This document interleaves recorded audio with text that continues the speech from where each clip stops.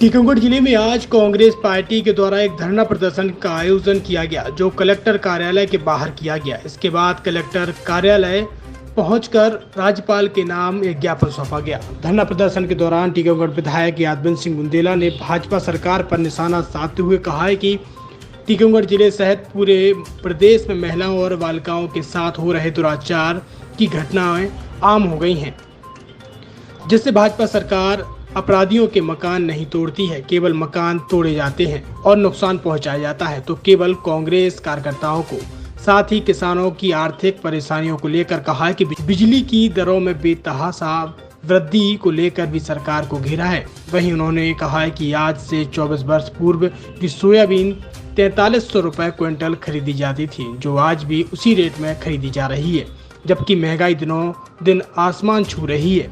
वही इस बार किसानों ने मूंगफली की फसल सबसे ज्यादा बोई है, जिसके भी एमएसपी रेट तय किए जाएं।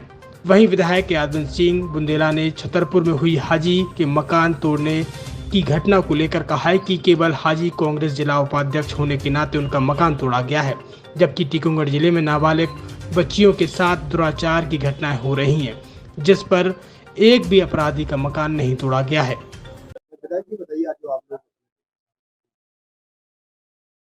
देखिए, वो तो प्रदेश कांग्रेस का आह्वान था।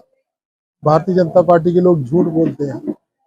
जब विधानसभा का चुनाव था तो उन्होंने कहा गेहूं की एमएसपी हम 2700 रुपए क्विंटल करेंगे, और इस साल तो खरीदी नहीं करी टीकमगढ़ जिले में, और 2000 से बढ़ के जो है एमएसपी दी नहीं, किसी को पैसा दिया नहीं, कीमत मिली नहीं। अब अभी उनने जब लोकसभा चुनाव हो रहे थे तो उन्होंने कहा कि हम 6000 रुपए क्विंटल सोयाबीन खरीदेंगे एमएसपी पे। अभी तक कोई रेट की घोषणा नहीं हुई है और पता नहीं क्या भाव बिकेंगे। तो हम लोगों ने कहा कि अब 6000 दो आप किसान की लागत का। तो और भी पूरे प्रदेश में कानून व्यवस्था की स्थिति बिगड़ी है, बलात्कार की घटनाएं हो रही हैं, जो लोग अपराध में लिप्त नहीं है उनके मकान गिराए जा रहे हैं। ऐसी कई समस्याएं हैं। खाद के भाव बढ़ गए, डीजल के निरंतर भाव बढ़ते चले जा रहे हैं, पेट्रोल के भाव बढ़ते चले जा रहे हैं, फर्टिलाइजर के भाव बढ़ते चले जा रहे हैं, और किसी भी वर्ग को राहत नहीं मिल रही, चाहे किसान हो, चाहे कर्मचारी हो, चाहे किसी भी प्रकार का आदमी।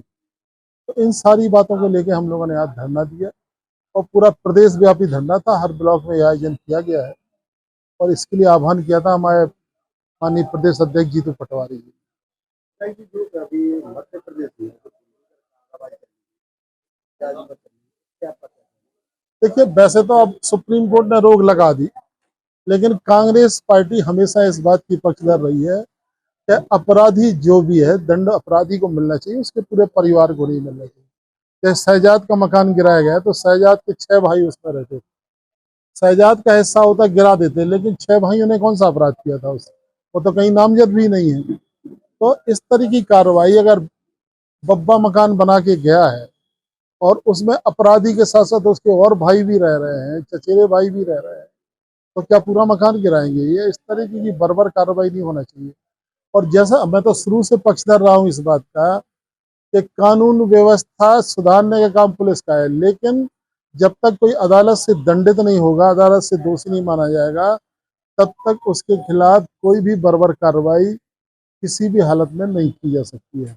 अदालत के निर्णय के बाद ही कार्रवाई होना चाहिए। चाहे बलात्कार का दोषियों से फांसी होती है तो अदालत निर्णय कर दे, फिर फांसी चढ़ा दो आप। अगर कोई अदालत फैसला कर दे कि आजीवन कारावास, तो आजीवन कारावास, लेकिन जब तक अदालत जो है निर्णय नहीं करती तब तक वो किसी भी मामले में दोषी नहीं है, और मकान गिराने की कार्रवाई तो कतई नहीं होना चाहिए। देखिए, ये हम तो ये कहेंगे टीकमगढ़ में नहीं, पूरे प्रदेश में अपराध बढ़ रहे हैं, अपराधों पे नियंत्रण नहीं है, और जो अपराध हो रहे हैं वो भारतीय जनता पार्टी की तरफ से सुनियोजित अपराध हो रहे हैं। जिन्हें भारतीय जनता पार्टी का संरक्षण प्राप्त है वो अपराधी जो है पनप रहे हैं, और जिन्हें संरक्षण प्राप्त नहीं है उन्हें किल करने का प्रयास है।